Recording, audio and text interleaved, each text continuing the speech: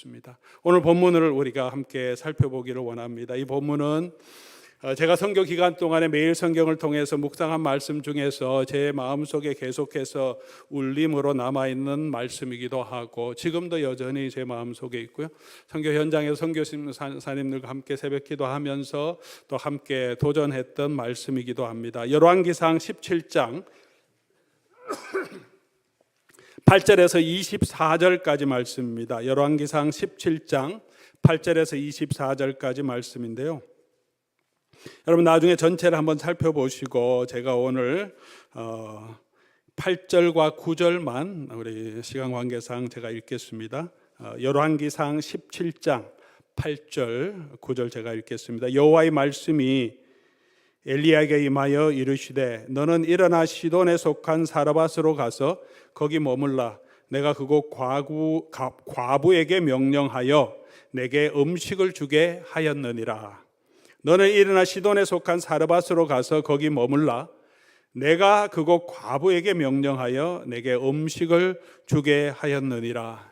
그 다음의 이야기는 아마 여러분 잘 알고 계실 겁니다. 그곳에 가서 보고 듣겼던 이야기입니다. 하나님께서 엘리야를 들어서 17장 1절에 보면 이 우상을 숭배하고 하나님을 떠난 이 이스라엘 백성들을 향하여서 하나님이 하나의 심판, 영적인 전쟁을 선포하시죠. 내 말이 없으면 앞으로 비가 오지 않을 거다.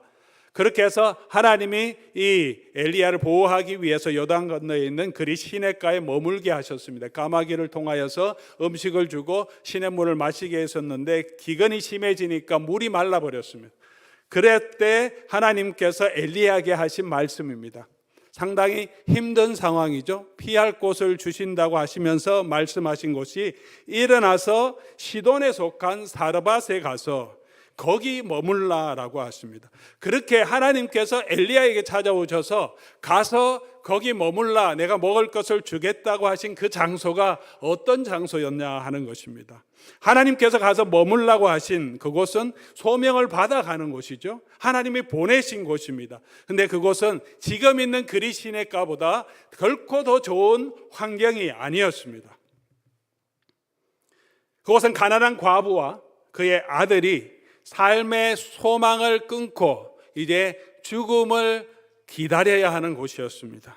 가뭄으로 먹을 것이 없어서, 안 그래도 가난한데 이 가난한 과부의 집안에 먹을 것이 없어서 이제 마지막 남은 이 양식을 가지고 먹고는 이제부터는 먹을 것이 없으니까 줄 사람도 없을 것이고 이제 죽음을 기다려야 하는, 어쩌면 참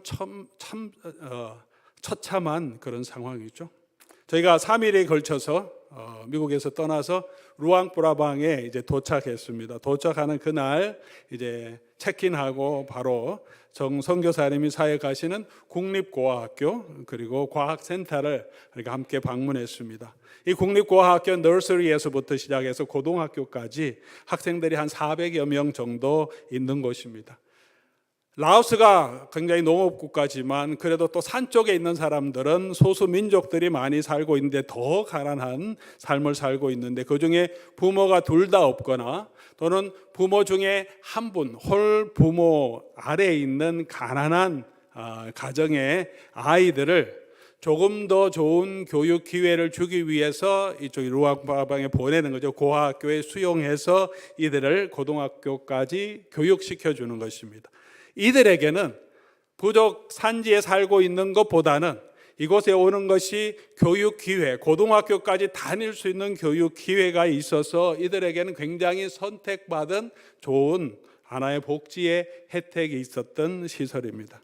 그럼에도 저희가 가서 본 그 고아학교의 시설과 수준은 우리 처음 팀원들이 기숙사에 한번 들어가 보고 생활을 쭉 돌아보면서 그 충격이 잊혀지지가 않는다고. 그때 그 기숙사 안의 환경, 그들이 가지고 있는 그냥 나무로 대충 만들었던 침대, 꾀재재한 그 매트리스, 캐비넷 하나 없이 그냥 옷을 그냥 캐비넷 매트리스 뒤에 그냥 이렇게 걸쳐놓고 자기네끼리 농사도 지으면서 먹을 것을 만들어서 먹는 그런 환경을 보면서 그들에겐 복지라고 할지라도 굉장히 열악한 상황의 모습을 보았습니다.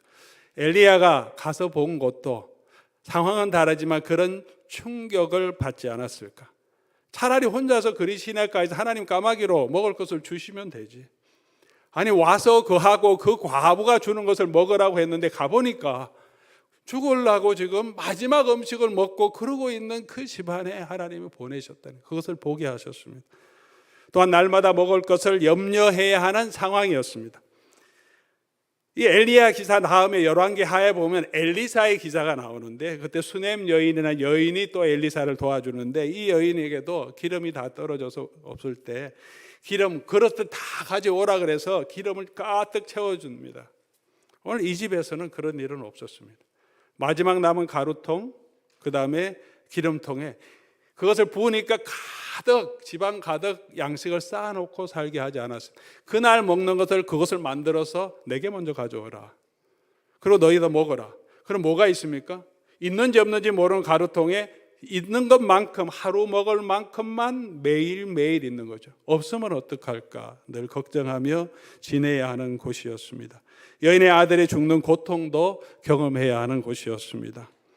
그렇게라도 문제없이 그냥 생명을 유지하며 살아갔으면 그나마 견딜 텐데 그 집안에 우환이 생겼습니다. 17절 보니까 그 과부의 아들이 병들어 증세가 심히 위중하다가 숨이 끊어졌습니다. 이렇게 길게 설명한 이유가 뭡니까? 한꺼번에 일어났던 일이라기보다는 조금 시간을 가지고 일어났던 일이에요. 병이 들었어요. 막 힘들어하다가 아마 그때도 기도했지 않겠습니까? 그러다가 결국은 죽게 됐습니다.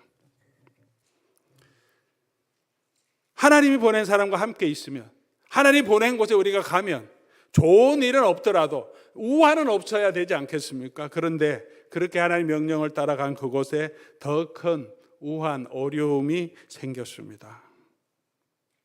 우리가 주변에 있는 사람들이 우리가 하나님 말씀대로 뭔가 한다면 잘 되고 복을 받으면 얼마나 좋겠습니까?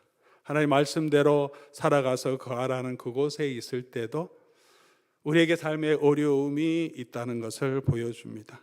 이뿐만 아니라 두 번째로는 미래에 대한 아무런 계획도 보여주지 않고 그곳에 그냥 머물러 있으라고 하셨습니다. 하나님이 이곳에 가라고 하셨지 언제까지 있으라고 말씀하지 않았습니다. 지금 엘리야의 상황은 어떻습니까? 비 안 오겠다고 아주 크게 소리를 지르고 지금 와 있습니다. 영적인 전쟁은 시작되었습니다. 앞으로 무엇을 해야 할까 많은 걱정과 계획이 있을 텐데 하나님 말씀하신 건 아무것도 없이 시돈 사르밧 과부에 가서 그냥 거기 있으라고만 하십니다. 얼마나 엘리야가 그곳에 있었습니까? 18장 1절 보면 3년을 있었습니다. 3년을 이 상황에서 그냥 계속 그곳에 머물러 있으라고 하십니다. 쉽지 않은 상황이었을 겁니다. 명하신 곳에 머물러 있는 동안 하나님이 어떤 일을 하시는지 오늘 본문은 우리에게 보여줍니다. 명하신 곳에 머물러 있는 동안 엘리야에게 하나님이 하신 일, 엘리야가 한 일은 무엇입니까? 저와 여러분이 명하신 곳에 있을 때 우리가 해야 할 일은 무엇이고 우리는 어떤 관점을 가지고 그 시기를 견뎌야 하겠습니까? 첫 번째로 엘리야는 하나님께서 이 기간 동안에 필요한 것을 공급해 주실 것임을 믿었습니다. 정말 황당한 상황인데, 어려운 상황인데 내일 먹을 것을 염려해야 되고 과부가 가진 것은 하루 분량밖에, 자기가 먹을 양식밖에 안 되는데 엘리야가 그거 나한테 먼저 갖다 주라라고 말합니다. 그러면서 13절 이렇게 말하죠. 두려워하지 말고 가서 떡 한 개를 만들어 내게 가져오라. 두려워하지 말라. 하나님께서 채워주실 것이다. 엘리야도 사람인데, 야고보서 보면 우리와 성정이 같은 사람인데 왜 걱정이 안 됐겠습니까? 그러나 하나님 말씀하셨으니까, 주신다고 하셨으니까, 이 여인의 상황이 너무나 힘들긴 하지만 이 여인이 내게 먹을 것을 주면 하나님께서 이 여인에게 채워주실 것이라고 하는 믿음을 가지고 있으니까 담대하게 얘기합니다. 이런 요청을 하는 것이 쉽지 않죠. 특별히 선교사님들 선교지에서 후원을 요청하는 것이 참 쉽지 않습니다. 저는 그랬습니다. 굉장히 어렵고 부담스러운 일이죠. 제가 섬기는 대상도 아닌데, 저는 목회를 한다면 당연히 사례가 있어야 된다고 생각할 수 있지만 제가 섬기는 대상도 아니고 제가 할 수 있는 것은 아무것도 없는데 후방에서 선교사를 위해서, 가정을 위해서, 필요를 위해서 채워주신다는 것, 이런 필요가 있습니다 얘기하는 자체도 굉장히 부담스럽고 답답한 일인데, 엘리야도 마찬가지였을 겁니다. 그런데 하나님께서 그 일에 축복하시고 그분에게 더 큰 축복을 후원하는 그 사람에게 더 주실 것이라는 믿음이 있으면 담대하게 우리가 얘기할 수 있는 거죠. 두려워하지 말라. 그렇게 순종하니 어떻게 됐습니까? 16절, 여호와께서 엘리야를 통하여 하신 말씀같이 통에 가루가 떨어지지 않고 병의 기름이 없어지지 아니했다. 끝까지 하나님께서 풍성하게 주시진 않지만 먹고 마실 수 있도록, 생계를 유지할 수 있을 정도로 하나님이 보호해 주시고 하나님이 제공해 주셨다는 것입니다. 출애굽한 이스라엘 백성들이 광야의 길로 하나님이 가라고 하셨는데 광야의 길을 걸어가는 40년 동안 하나님께서 매일 만나를 주셔서 먹게 하셨습니다. 중국 선교의 개척자라고 하는 허드슨 테일러 선교사님이 자기의 간증 그리고 후배 선교사들에게 하신 말씀이 있습니다. 하나님을 의지하라.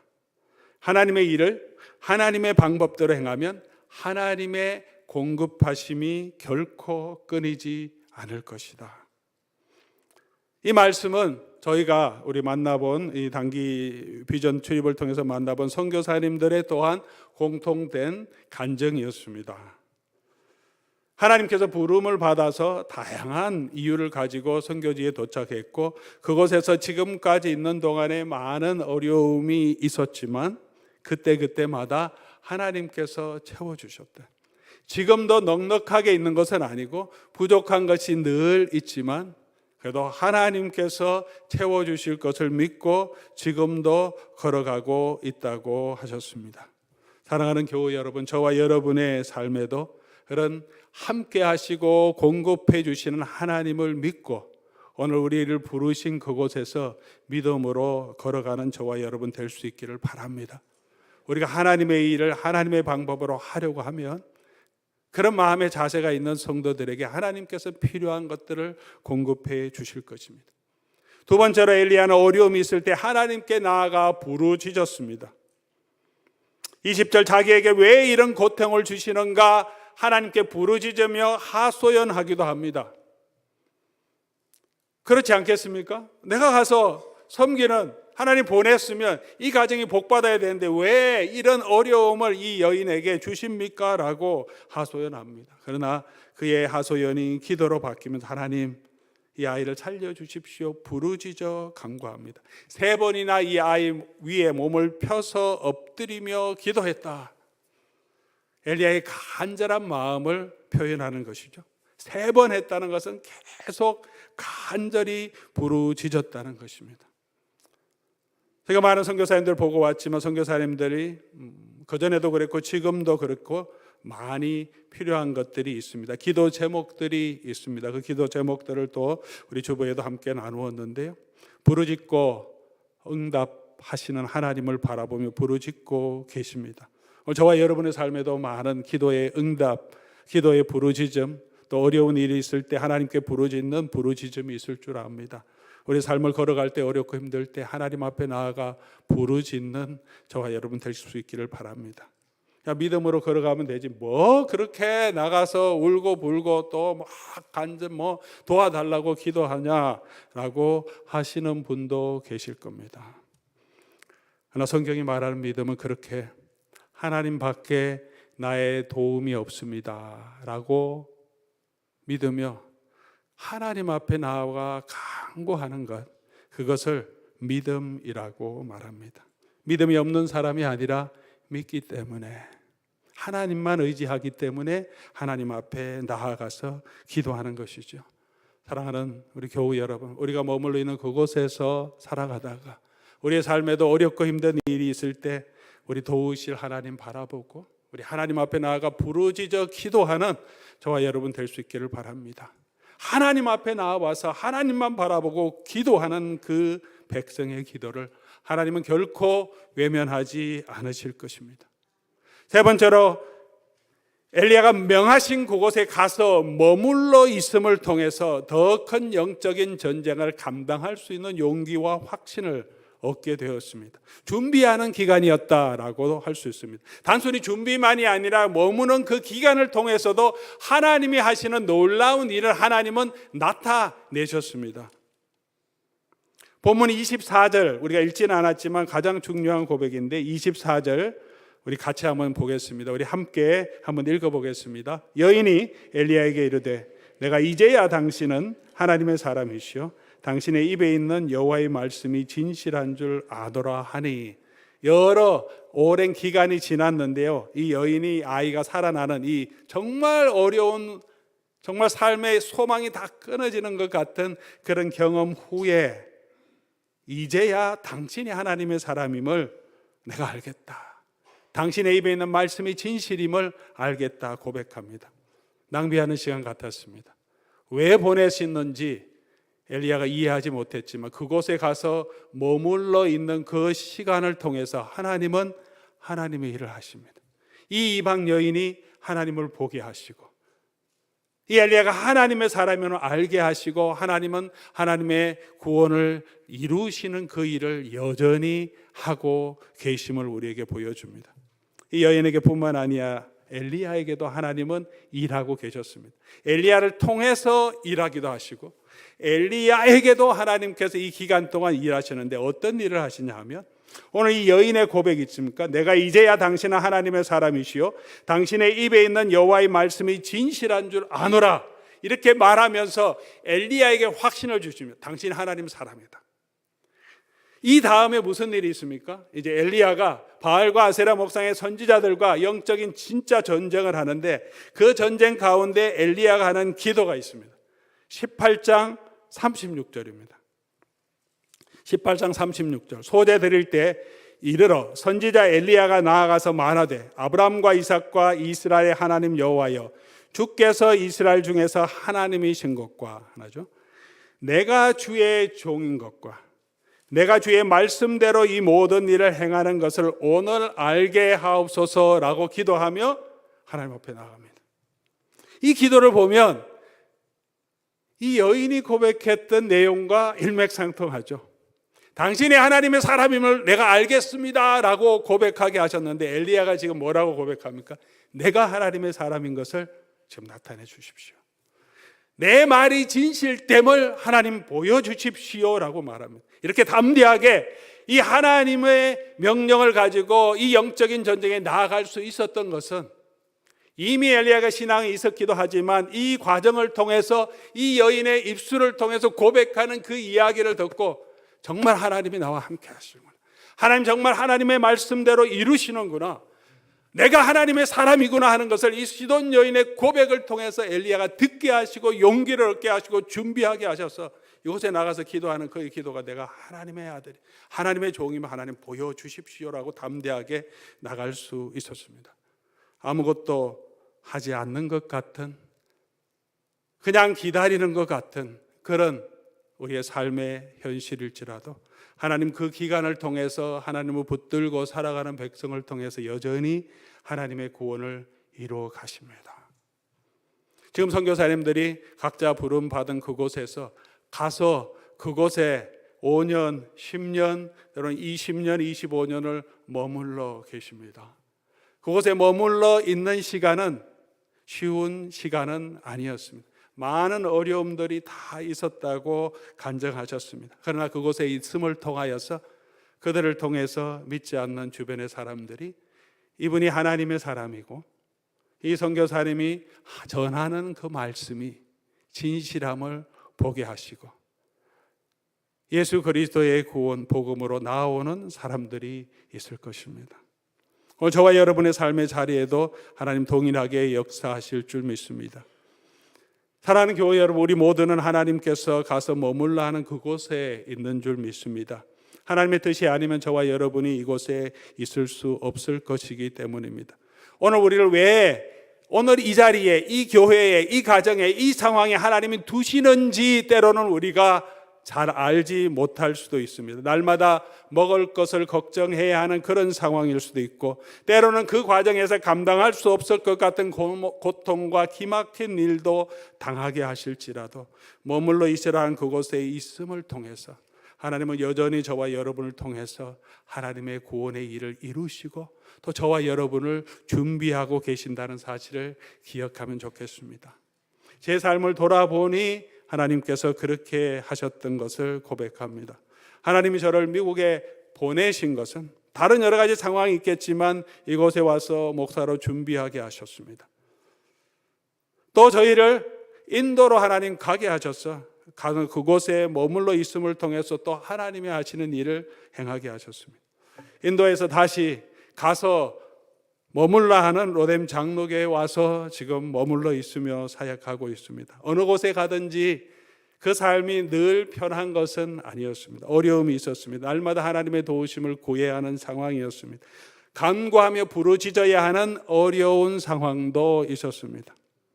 그러나 그렇게 함을 통해서 하나님은 하나님의 일을 하시고 또 다음 단계의 일을 위해서 늘 준비하고 계시는 하나님이심을 보게 하십니다. 우리 선교팀들도 마찬가지일 겁니다. 가서 머물라 하신 그 삶의 현장으로 우리가 다시 돌아왔습니다. 우리 삶의 현장에서 그곳에서 또 하나님을 의지하며 걸어가게 하심으로 하나님은 계속해서 하나님의 일을 행하실 것입니다. 우리 성도님들도 마찬가지라고 생각합니다. 오늘 저와 여러분이 불러주신 그곳에서 때로는 지루하고 때로는 그 이유를 알지 못하고 때로는 굉장히 막막하고 힘든 상황일지라도 그곳에서 함께 하시는 하나님을 우리가 바라보고 어렵고 힘들 때 부르짖어 하나님 앞에 기도하며 머물러 있는 그 삶을 통해서 하나님은 하나님이 하시는 놀라운 일을 드러내게 하시고 우리가 하나님의 종이고 우리 마음 가운데 말씀 가운데 우리가 믿는 그 믿음이 진실됨을 나타내시고 또 새로운 하나님의 일을 위하여 저와 여러분을 준비하여 가실 줄 믿습니다. 그것이 우리가 원하고 바라는 우리 기도의 소원이 되고 또 우리가 만난 모든 선교사님들의 삶에 하나님이 주시는 축복이 그들이 그곳에 머물러 있음을 통해서 더 크게 나타날 수 있기를 함께 기도하는 교회 되기를 주의 이름으로 간절히 소원합니다. 우리 오늘 말씀 생각하시면서 우리가 원하고 바라고 기도합니다. 우리 찬송 같이 하면 좋겠습니다. 우리 선교팀의 주제 찬송이기도 했고 또 오늘 이 본문과 연결해서 우리가 이 세상을 살아가는 동안에 우리가 있는 현장에서 살아가는 것이 힘들고 어려울지라도 우리 기쁨으로 감사함으로 주를 소망하는 것이 우리가 원하고 바라는 우리의 삶이 되기를 소망하는 마음으로 우리 같이 한번 찬송 드리고 기도하겠습니다.